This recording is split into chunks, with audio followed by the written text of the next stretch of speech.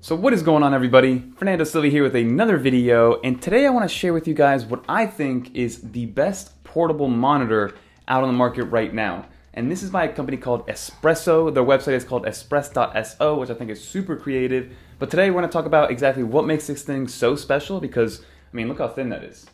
It's friggin' insane. So we're going to talk about why it's so special and how I'm going to be using it with both my iPad and my MacBook Air on the M1 side. So without further ado, let's get into it.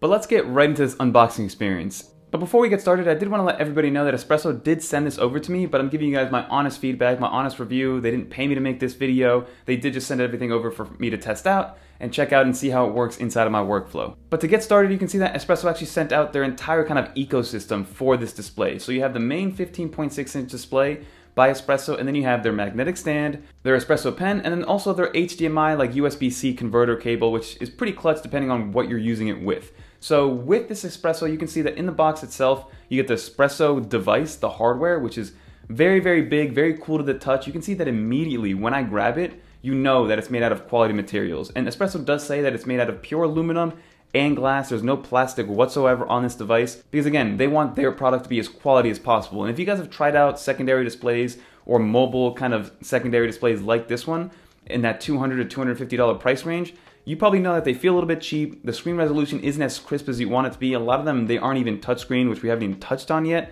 So with the Espresso, the first thing that you realize is just how quality it feels in the hand compared to everything else that I've tested on the market. And then the other things that you get in the box are a USB-C to USB-C cable, which is actually a very quality cable, and I believe it's 1.5 meters. And then also you get a nice microfiber cloth, which I don't know, might be giving Apple's microfiber cloth a run for its money. I really like this one, and it comes included with the display, so that's good to see. So the first thing that you see me do is actually compare the thickness of this display with the iPad Pro, the 12.9-inch M1 iPad Pro, and you can see that the display is actually a little bit thinner. So Espresso does say that their display is by far the thinnest one on the market, sitting at about 5.3 millimeters, I believe, and let me tell you, this thing is very, very thin. And don't let the thinness fool you because it is made out of like aircraft grade aluminum, which is nice to see. So even if you try to bend it in one, I mean, probably if you stick it over your knee and try to actually smash it, it will actually break. But in a backpack with another MacBook Air or with an iPad, you know, backpack on your back, you don't have to worry about it bending inside of your backpack or anything like that, even if you do have it solo dolo, which I will show you that it does have a folio case that works extremely well with it as well. Okay, so let's get the actual specs of this display out of the way. You're dealing with a full aluminum body, like I mentioned, made out of aluminum and glass. It is a 15.6-inch LCD display.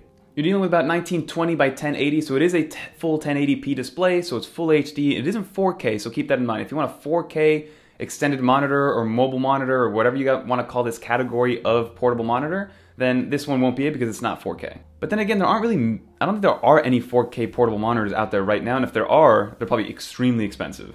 And then in terms of the screen itself, you're dealing with about 300 nits of brightness. You're dealing with 16.2 million colors on that display. It goes up to 60 Hertz in refresh rate, so it's not 120 Hertz. It's not a full-on gaming display, but you can get some gaming done. Like I've been using it with the Switch and stuff.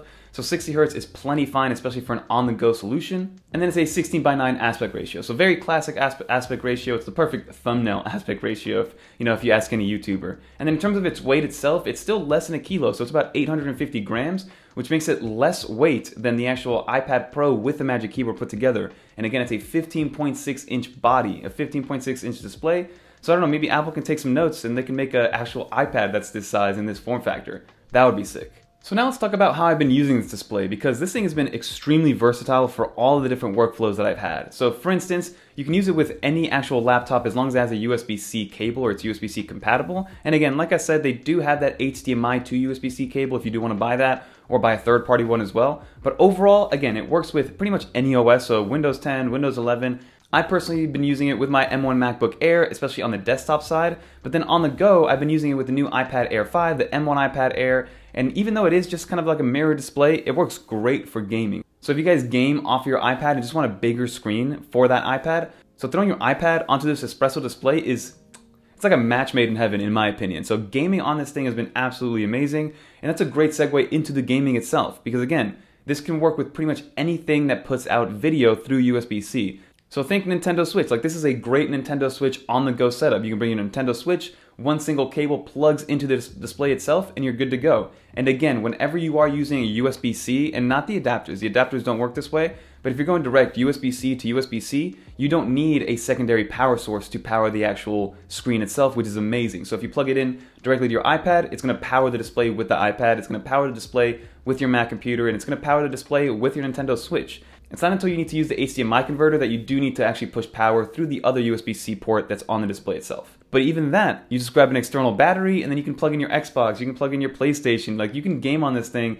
and game extremely well. And the fact that it is a smaller screen from a gaming perspective, everything looks extremely crisp, even though it is only 1080p and not 4K. So 60Hz 1080p on a 15-inch display is a match made in heaven if you guys do want to take this thing on the go and game with it.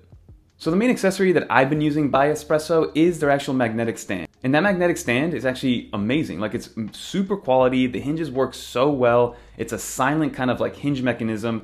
I don't know, they've kind of like perfected the hinge on this like magnetic stand, which is absolutely amazing. So the way that I personally use this Espresso, either with the iPad Pro or with the MacBook Air, I grab the magnetic stand, I slap the Espresso display on the magnetic stand, do one single USB-C cable from the Mac or from the iPad, and then start working that way. So I've been using it on the iPad side to edit LumaFusion videos because the colors are very accurate, and again, it's very bright, especially indoors with that 300 nits. You're not gonna get the 600 nits of brightness or 1000 like you do with the iPhones and iPads, but those things are meant to be used outside, versus this, even though it is a portable machine and you can use it outside, it's still meant to be used like in a coffee shop, in a WeWork, in things like that. So that is how I set it up. So on the iPad side, I use it as a secondary display for things like LumaFusion and gaming. And with macOS, I use it just as an extended display if I need some extra screen real estate for when I have a bunch of PowerPoint files open and I need to manipulate data on each of those files, and same with Excel sheets and things like that. So having that extra real estate on the go, especially for somebody like me who works out of a WeWork on occasion, like once a week for work,